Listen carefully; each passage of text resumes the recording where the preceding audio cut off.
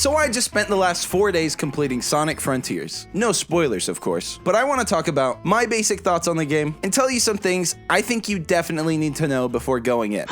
This video's probably going to be longer than normal, but at the same time, I've been waiting literally 5 years for this game, and frankly, there's a lot to go over here. So full disclosure, and before anyone goes, typical Sonic show, being biased and sucking up to Sega. But I was not fortunate enough to receive a review copy, but I get it. They got thousands of people begging for codes. However, since Sonic News is quite literally my job, I got desperate and scouted out every single mom and pop shop within an hour of me, and quickly found one that was gracious enough to help me undo this devastating blow to Raccoon Nation. And I have a bit more to say about this towards the end of the video, with some honestly kind of heartbreaking stuff that's been going on recently with Sega, and I've never talked about it, and it's at the end because I want to focus on the task at hand. Sonic Frontiers, baby! So after buying the game, I immediately went to GameStop and got an Xbox Series X. Yeah, I know, I wanted a PS5 too, it's all they had. And I'm disclosing this because, one, knowing the hardware used is pretty important for a review, even though they basically all play the same, minus some older hardware. And two, because I personally know a lot of big creators are going to be basing their thoughts on an emulated version of the pirated ROM going around, and I've been refusing to play it and suggest you do too, as it's not only pirating a game that just released, and literally is the franchise we all support, but apparently it reportedly runs terrible on emulators due to shader optimization and being pre-patched, so it's at most only accurate to the Switch and not any of the other platforms. I even had to download an additional 22 gig HD installed upgrade for the disc version on Xbox.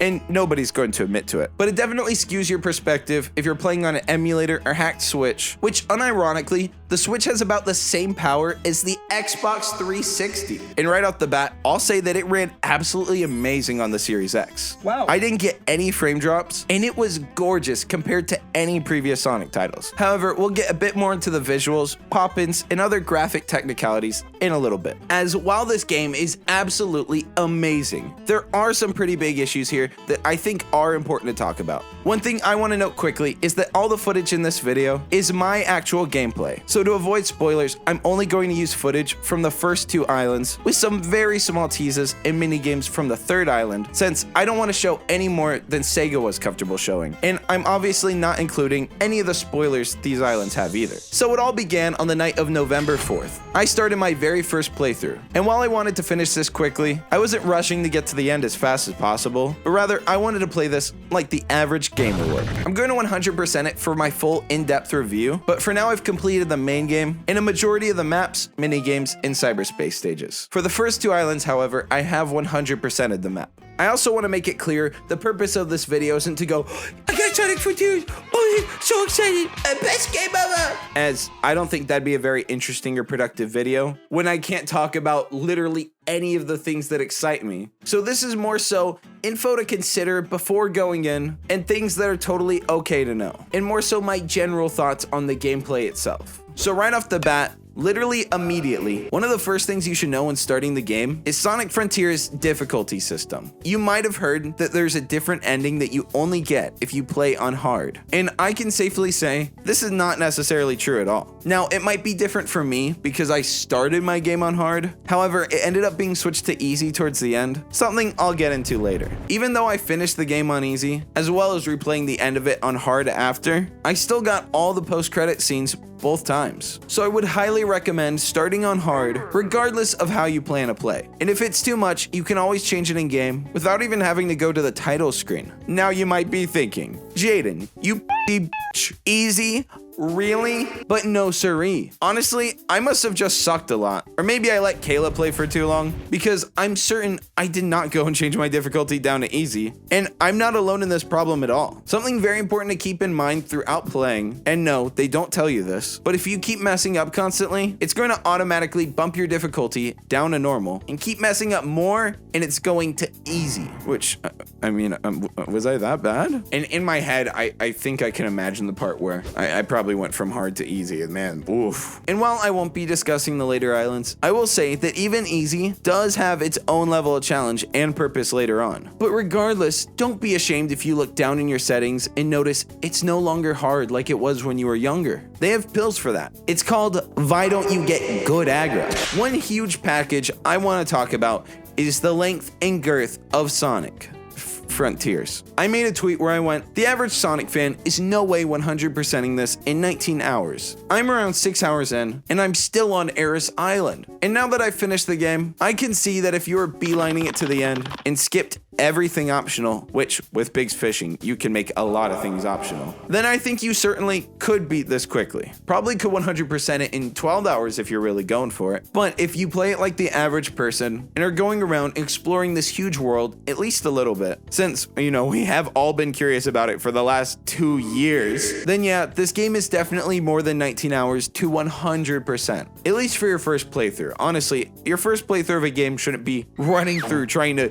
get 100% as quickly as possible. You know, just chill out a little, observe the game, take a breather. We're not going to get another one of these for a very long time. And regardless, when the community is arguing about numbers like this, I actually think that's a great problem to have. Even if you rush and skip every single thing that's optional, it's still amazing compared to the rhetoric we were having 5 years ago that without much difficulty, forces could be completed within 2 hours. And that literally includes playing every stage. Something I'm still yet to do with all of the cyberspace stages, as I'm willing to say there's exactly 30 of them, which I knew there wasn't going to be 35 plus, but honestly, 30? Not bad. I'm still impressed. So while this game, no matter what, is not going to be worrisome short, it's also not going to be 40 to 70 hours or whatever. And I honestly don't know if I personally could even drag it out that much. Like on the opposite end of the spectrum, since you can't replay missions or challenges, I can 100% say that unless you're collecting like every Coco or something, there is no way you could possibly play this for 40 to 70 hours. Another thing I want to know, and this is something I didn't mind, but I'm curious what the reception of this is going to be. Now it shows you this right out of the gate, and I've been talking about it for months, so it's no surprise that there's 5 Starfall Islands here.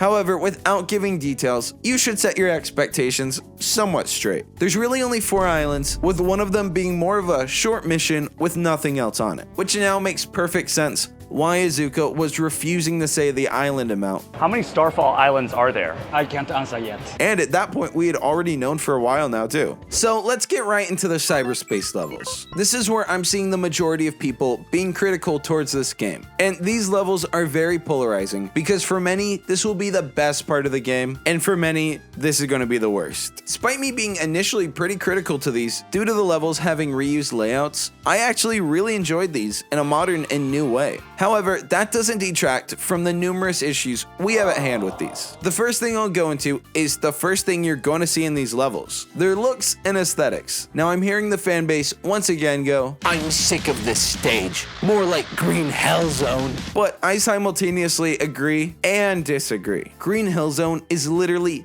the iconic Sonic stage, and this is by far the most gorgeous iteration of it. Like the golden hour lighting with cyberspace just looks incredible. However, when you have no exaggeration, 4 zone aesthetics for 30 levels and 10 of them are Green Hill alone, it understandably gets visually tiring fast. Plus, it just makes none of them memorable and all blend together. And since they're all sorted by chronological order and not by level type, it just makes it all more confusing. Wait, which one of the 8 chemical plant zone levels was it that I liked? I know aesthetics are not important to the gameplay function itself, but I think this is one of the biggest tenets to how people receive a video game. We receive information with our eyes, nose, and ears. And you generally don't play video games with sound unless you're a speedrunner that hasn't left the house in like a year. So we receive information and immediately judge a video game with our eyes. And I agree with the sentiment that I'm hearing everywhere, that it definitely could have been organized better and have more variety than 4 different level aesthetics. So now let's talk about how the stages play themselves. They control far differently than the open world, and not just that your abilities are stripped away, but even your physics are entirely different. And this is a good and bad thing. The good is that playing and speeding through these levels feels really tight and well done. Even the 2.5D parts,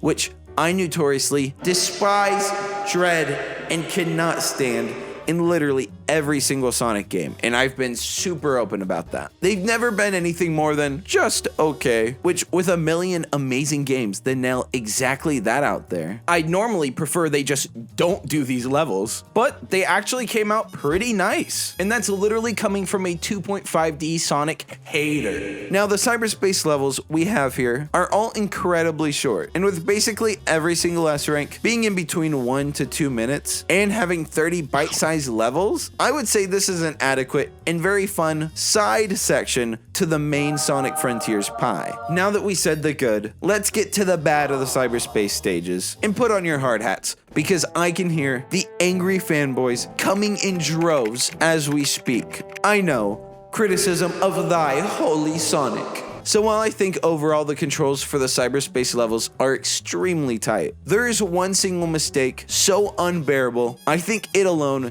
takes these stages down multiple points. And this choice is an intentional design, so I'm almost certain this has very little to no chance of ever getting patched out. What I'm about to say feels sacrificial to say about a Sonic game, and this only applies to the cyberspace levels, but I would highly recommend using the homing attack on enemies only when absolutely necessary, as it stops any momentum and speed you have, and will make getting these S ranks a way bigger challenge. And it seems downright bizarre to me that this is such an issue, since in the open world, the homing attack works exactly like you'd want it, and is actually perfect. It's even very lenient with the distance in which you can use it. There were enemies in Springs that were just out of reach for the triangle symbol to even show up, but I was still able to homing attack and hit them. So even though it may seem like a small issue since it's only in the cyberspace sections, since it's so heavily relied upon in these levels, it really hurts that all they had to do was adjust the ranks slightly and make the homing attack animation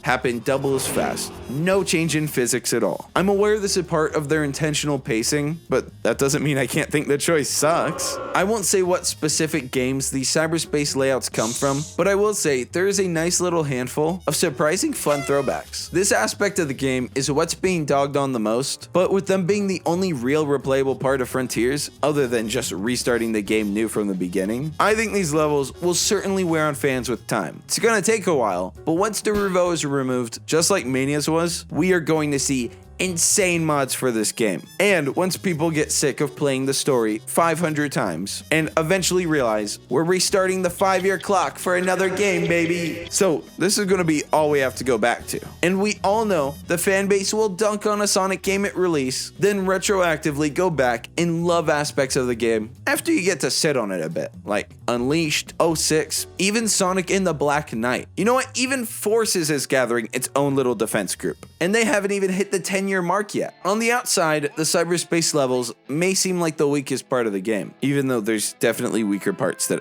I wish I could talk about. But replaying some of the harder stages, trying to get an S rank over and over again, was actually some of the most fun I've ever had completing a Sonic game, especially having the ability to complete all 4 quests at once in each run. And you get 3 bonus keys from doing all 4 quests, making it almost double the amount you get. You go from 4 to 7. It's actually a great motivation to stick through 100% a stage before moving on. And this aspect ends up giving you a decent amount of post-game content with levels you never got to play by either skipping or just missing them entirely. Now, I want to talk about Big's Fishing, which it seems like it's just like a little mode, right? But no, this is a literal game changer. I wish I knew this earlier. So I did this only a little bit on Chronos, and at the very end of the game, I went all out in the fishing. And here's the thing about Big's Fishing. Because of it, I was able to go and only play a single cyberspace stage before I got all the vault keys I needed through the tickets. And I did go back and play the cyberspace stages, but that's not the point here. And I think it's a great option, but Big's Fishing can make this game kind of a breeze to speed through. And that's not necessarily a bad thing. If you want to get through the game's story quickly, and maybe the cyberspace stages just aren't your thing, then this is a great way to progress however the player chooses to.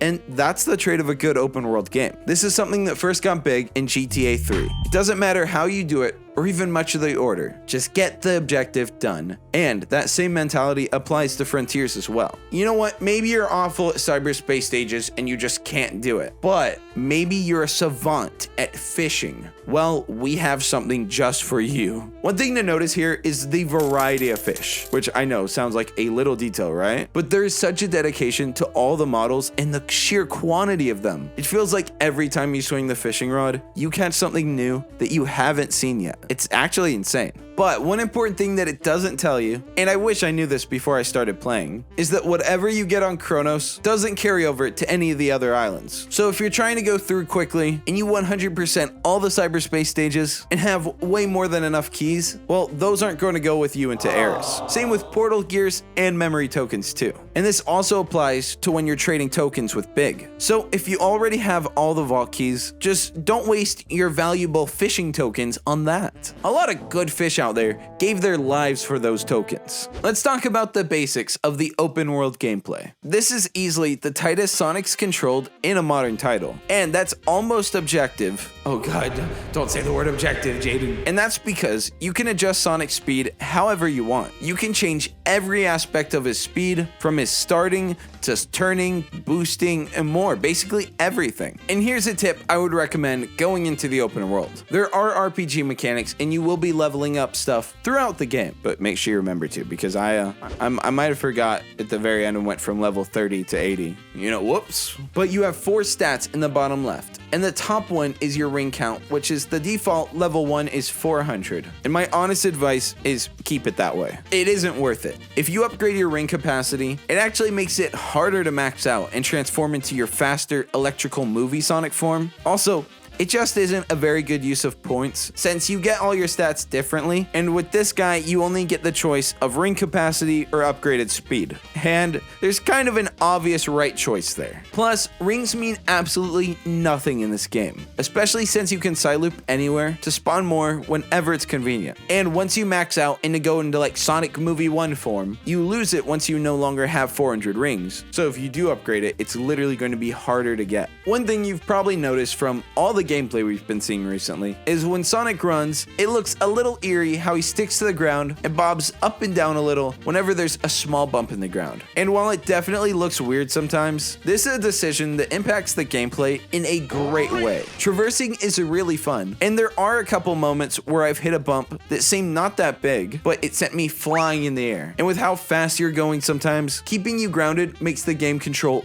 way tighter instead of having these forced movements of airtime, basically ripping away your control anytime you hit a pebble. With this, you can even run alongside the sides of some mountains, which is awesome. Traversing the open world is fun and relaxing, and honestly, it's kind of pathetic, but that's probably how I'm going to spend a majority of my time replaying. Just going around, putting on a podcast, getting collectibles, and just going through the islands, just having fun. As you complete the minigames, you unlock these traversal rails that help you a ton. You don't have to do platforming techniques, you just get on and ride it, and you can go around the map. It's pretty epic. Now, I quickly want to touch on the memory tokens aspect, as again, there's some things I wish I knew going in. And I can shed some light on my mistakes, so hopefully you guys don't make the same mistakes as me. Now, as we've seen with Amy, you have to collect the memory tokens to get her out of the pod and restore her back to her normal self a bit more. There's many ways to get them, but the most certain and surefire way is the platforms and obstacles scattered throughout the map. Any other way of getting it is just a random dice roll, other than Big's fishing, which again is super OP.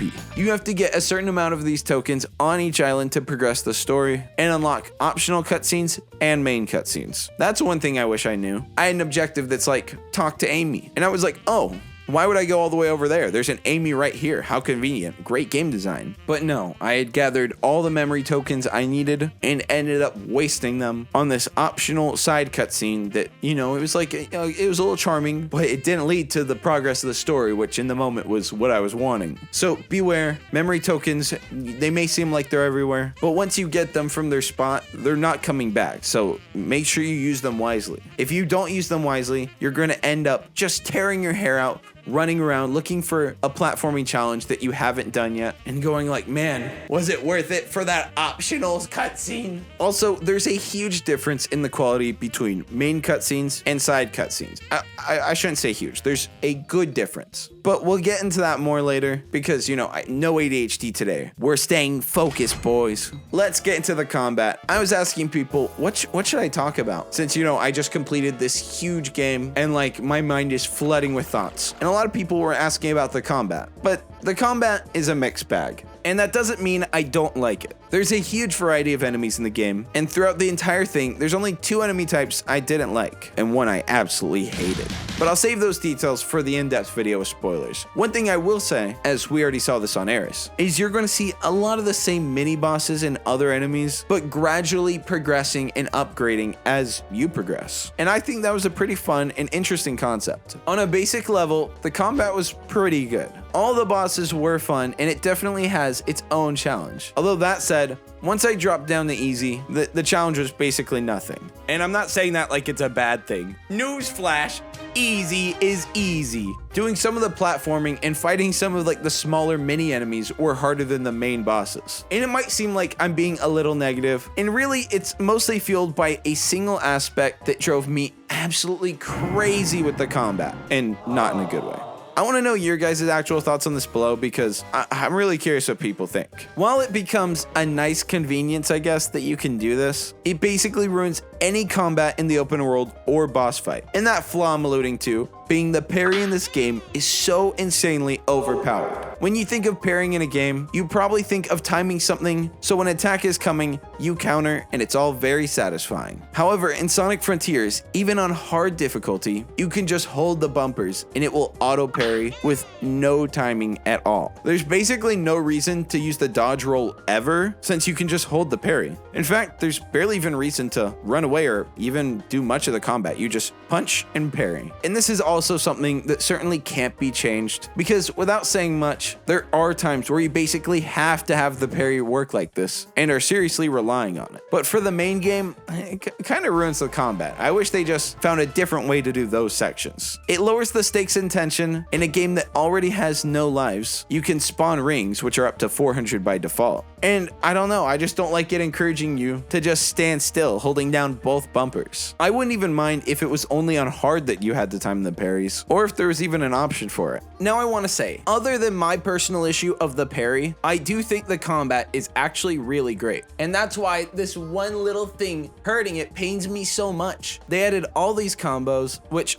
I was awful at pulling off, but once I unlocked auto combo, it's a nice change of pace to have the option for more complex attacks than either a punch or a homing attack. Now, I want to talk about some of the early minigames you see. Now, they're kind of exactly what I thought, which isn't bad, but they're super short and fun little side bites to have. As you progress, the minigames get harder, the enemies get harder, and while neither ever get to crazy hard difficulties, there are minigames that I had to think about for a minute or try multiple times, and I honestly love that. There's a huge variety of minigame challenges, and some just require a side loop or just walking up and holding X, and some take more effort with time challenges, hoops you have to go through, and a bunch of other things. There's one challenge at the very end of Chronos that's gonna enrage many of you. Literally every single person I talked to struggled and spent forever on this. And not to brag, but genuinely, this didn't take me that long to do. And not in a bad way. I do understand. It was pretty dreadful. Yeah, this isn't the fun